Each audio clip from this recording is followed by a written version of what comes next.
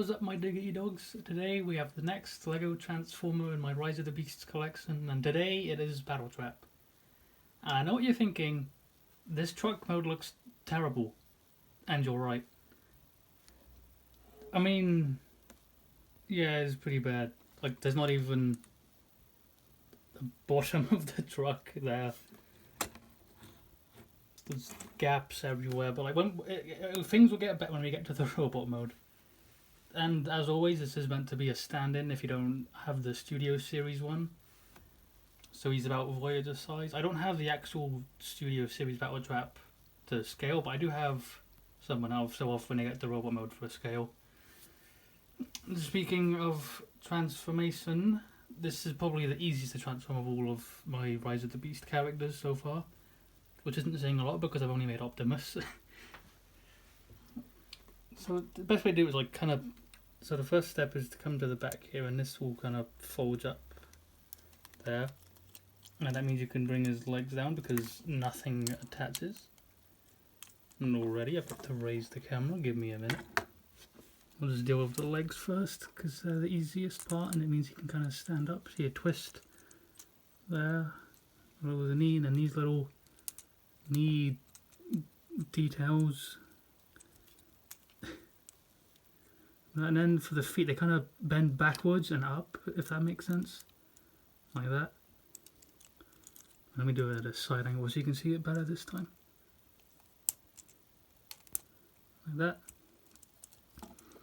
And then that's legs done. So now you have a truck with legs. Then you want to fold them upwards like this. And there goes his leg. So let me just raise the camera up again a bit. So then you want to raise the camera up again a bit because he's... So the front grille is split into 3 sections, and the middle section... So wait, let me fold down his abs first, and then this section will go down the furthest. And these 2 sections on the side, they'll go down, but not as much. And then on the back here, there's a hinge here and there. You want to fold out his arms. And then that will give enough space for this thing to be folded up. And then you want to rotate it so his head is facing up. Then you rotate this whole thing. And then you bring his head forward so it should sit right behind his little engine block thing he's got. And then you just kind of bend his torso down in a way until the slope curve can cover up that grill piece there. Sometimes if it doesn't cover it up, you've got to like bring him, widen him, to like bring that back a bit. Now to come to the back, the last thing you need to do for the back is for the hook, you make sure that the hook is facing upwards and off to the side, so it's can go up against the middle windshield section. Then for the arms, I'm going to rotate them, then bring them forward, and then this section is not that. Let me reattach his arm. This section is on a spin. Oh, it just fell off, but like put it on that angle. Then his arm, you go rotate it until the little orange stud is facing forwards. And do the same to the other arm. And here you have Battletrap in his robot mode. And yeah, you can see why the truck mode had to look so bad.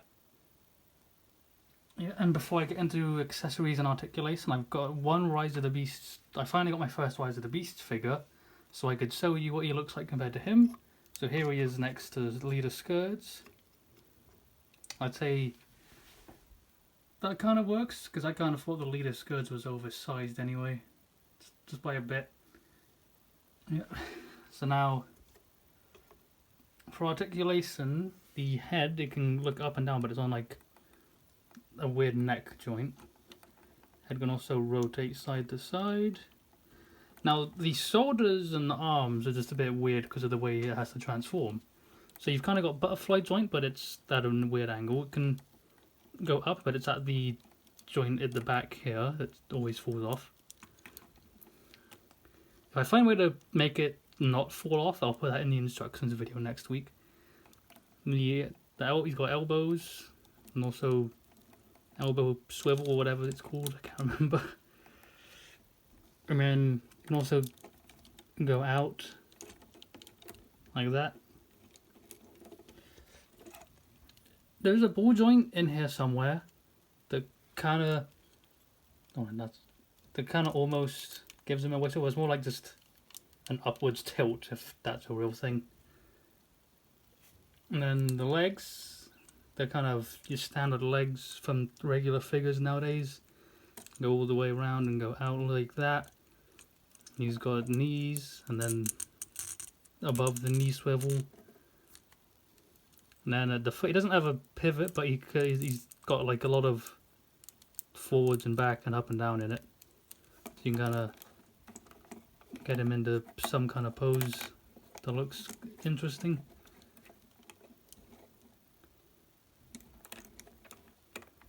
As for accessories, I've made two. So he's got his minigun, and the way you can get it is you choose a hand. I usually go for his right hand. You take off the little clip on the end, and then that can go on the hinge piece that is opposite the tap of the orange stud. That kind of like completes the look of his gun.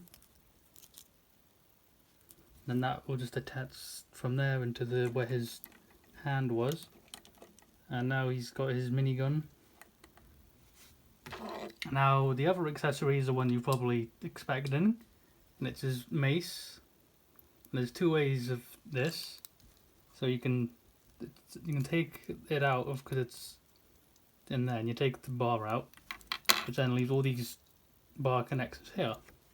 So then you can just plug it into his hand and then have him hold it like the Studio Series figure, where it's just a big ball.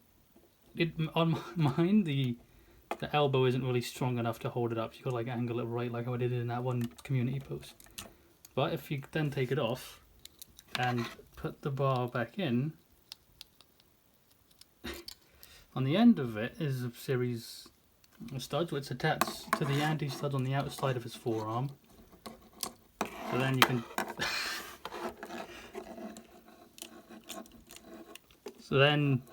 you can just have him either just dragging it across the floor, or if you get him to angle it just right, you can get him to actually keep it up in the air if his arm can go back on. I do not usually have this much trouble with him. I mean, let me just cut to when I eventually have this all attached in the air. There we go. And there we go. Now he's ready for someone to give him a real fight.